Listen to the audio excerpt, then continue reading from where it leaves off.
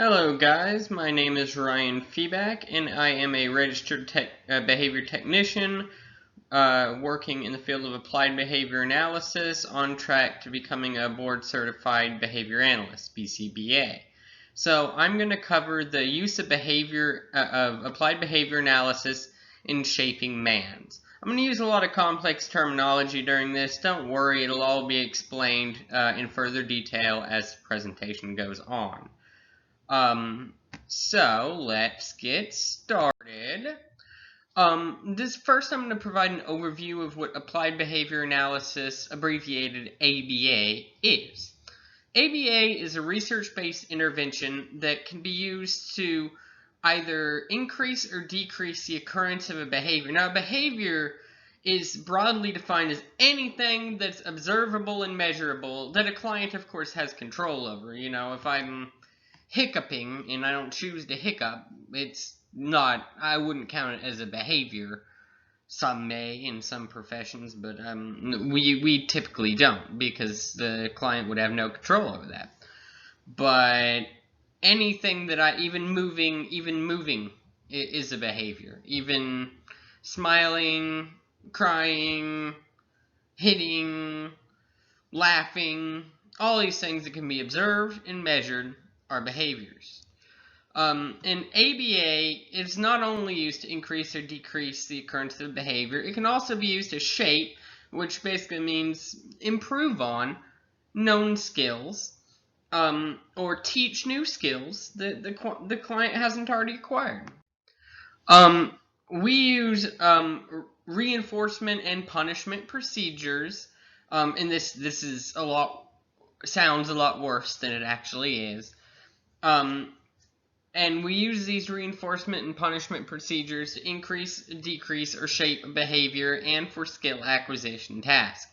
There are two types of reinforcement procedures and two types of punishment procedures. Well, there's actually a lot more procedures, but two broad categories. Positive reinforcement refers to the addition of a stimulus. You add something to increase the occurrence of a behavior. An example of this would be something like saying, "Good job," when a client produces a correct response. You add the stimulus, social praise, to increase the behavior, because who doesn't like to hear "good job"?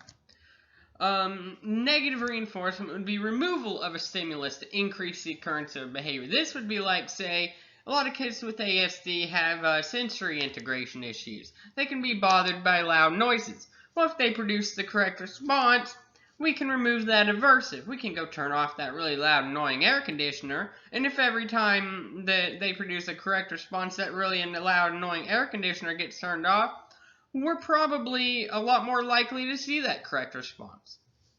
Positive punishment would be the addition of a stimulus to decrease the occurrence of a behavior. Now, there are positive punishment procedures that we use, such as overcorrection.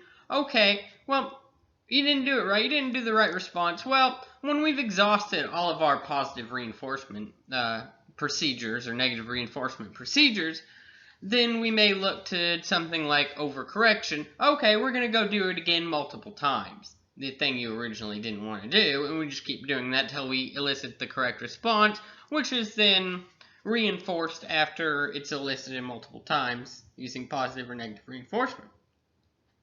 The more common example of positive punishment would be spanking.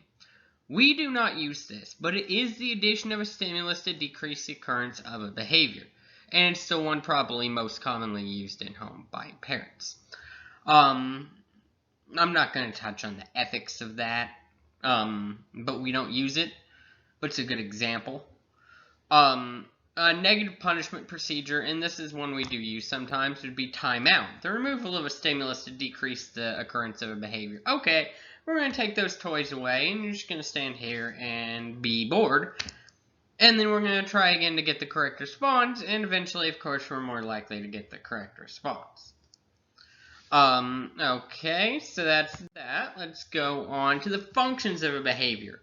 Through the behaviorist perspective, each behavior serves a function and is, in essence, a form of communication. And oftentimes you'll see maladaptive behaviors when individual lacks socially appropriate means of communication. There are 4 functions of behavior that we often consider, including access to tangibles. I want that toy, so I'm going to do what I need to get that toy. Attention. Oh, look at me, guys, look at me. I'm misbehaving. Woo! Escape. I don't want to do it. I'm going to go over here. I'm going to get away. I don't want to do it. Or automatic reinforcing, usually self-stimulatory behaviors like the hand flapping and things like that provide reinforcement in and of themselves. A good example, while we don't encounter it often, we sometimes do, is drug use is always usually automatic reinforcing and can be with a dual function of escape, but the behavior reinforces itself. And the functions of a given behavior can be determined by using various assessments listed here, like the QABF and the FAST, as well as observing and collecting ABC data. Well, what is ABC data?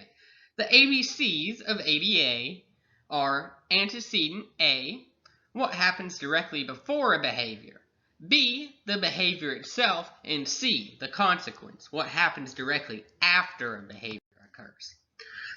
And what is motivating operation, insatiation, and deprivation? Well, motivating operation, or MO, is simply describing the motivation for a given behavior to occur. They don't occur for no reason. This can be influenced by multiple factors, such as satiation, deprivation, or being reinforced through the consequence phase of the ABC chain we just discussed earlier. Satiation is simply too much of something. A child won't be motivated to eat if they're already full. Deprivation, too little of something. A hungry child will, of course, want to eat more. And I wrote a little equation down here to kind of help you understand the chain of how a consequence can reinforce, can increase the motivating operation for a behavior to occur. Well, reinforcement or a punishment procedure can lead to an increase or decrease, plus or minus, in the motivating operation. And the motivating operation plus the antecedent that triggers the behavior, what comes right before the behavior, will lead to the behavior and lead to, which is either more or less likely to occur based on the previous consequence phase. And then the behavior will lead to another consequence, which will either increase or decrease the motivating operation for that behavior to occur. I know this is really complicated, guys. This is getting into some really heavy material, but just bear with me, guys. It'll make a lot more sense in a little bit. Alright, so specifically, I want to talk about an intervention that I designed and employed and am currently working on. It's a little hard right now during COVID-19 to get all this stuff done, but, you know, we're doing the best we can. Our goal was that the client will accurately and independently request information, items, or attention, this manding, which will be explained later, using contextually appropriate phrases consisting of at least 3-word utterances with at least 80% accuracy across 3 consecutive sessions as measured by me. Now, why do we want at least 3-word utterances? Well, you know, socially, people aren't gonna necessarily respond, or it's gonna be awkward if, you know, a client wants phone, just says phone, phone, phone. What about the phone? It makes a lot more sense. I want phone. That the client's gonna get the phone. So we want to increase the amount of words being used to man for something so it's more socially appropriate. And yeah, moving on. Next, I just included some terms and abbreviations that will help you understand some pretty heavy material we're about to go into. I'm not going to read all these off. I'm just going to kind of pause on this slide for a second and give you guys some time to read through this. I would like to talk about, you know, what manding is. A mand is simply a request. And an SB is a demand. what we ask them to do, the R response, what they do after the SD. Exemplar, example. You guys can read through the rest.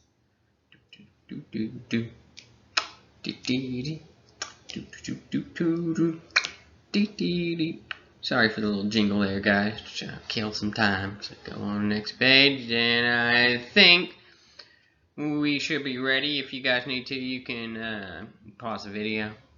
Alright, so on to the implementation instructions. This is a specific, and this is actually how it's written in the plan too. And word for word, I didn't edit or change anything for this. This is basically how the program will be implemented, and I'm going to read this off to you. Me will begin the lesson using discrete trials with contrived situations, requiring the client to man for various objects or attention. An example, let's color. Well, I have all the crayons and the client does not have access. The client has to ask me for the crayons. And I'll run 10 trials throughout each session. If the client produces the correct response, I'll reinforce with verbal praise paired with immediate delivery of the item information attention requested, when appropriate to do so, of course. Initially, correct responses will be reinforced on a FR1 schedule contingent on acquisition. FR1 schedule is supposed to have period. Whoops. That is a fixed ratio. Every one time, every response that is correct, the client will be reinforced. Contingent on acquisition, this program will then be run as naturally as possible when a client desires information object attention, and then provided with verbal praise paired with immediate delivery of the item or reinforcement, whatever, when the client emits the correct response. Once acquisition in NET, natural environment training, these contrived situations, it feels more natural, reinforcement will be faded using a VR of 3 schedule of reinforcement. That means it could be reinforced every 1 response, 2 response, 3 response, 4 response, 5 response, or 6 response. Varies by 3. And then, excuse me. The VR will slowly be faded out until the client does this naturally without the need for being reinforced.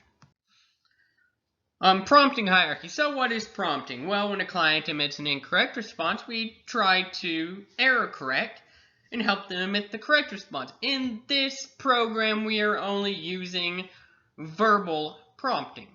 And the 3 types of verbal prompting we're using is, and we're doing least to most restrictive. We want them to be able to get it with less prompting required. Because no one's going to be there to prompt them in the real world. So the first thing we'll do is the leading question. Client emits the wrong response, or just says phone, manning for phone. Okay, well, we can say, I want the phone, or we could say, give me the phone, or we could say, just provide examples of things they can say. Oh, actually, no, wait, that's choices. I got that wrong. I explained choices already, but before we do choices, we do leading questions like, hey, do you think you could say, give me phone? And then I explain choices. Then the full directive, you just say exactly what they say. Say this, give me phone. It gets more restrictive as it goes up the prompting hierarchy in this specific program. It's not always like that. In conclusion, this is currently an ongoing intervention. Data collected at regular intervals, and I would discuss more about how that data is collected, but there's a kind of a time cap I think I've already ran over. We are showing a definite increase in 3+ word utterances. We've actually got it more up to 5 now. This program has been rewritten and revised because we're trying to get, the full complete sentences with a please and thank you and all that stuff now. More socially appropriate response. But I would say it is definitely working across multiple exemplars. We've done it with the family, friends, we've even contrived situations with novel peers at the park and things like that. it is working, and I would love an opportunity to actually provide, all the data and everything. But again, I'm running out of time. Anyway, thank you guys. Thank you for listening to this. I know there's a lot of information to take in.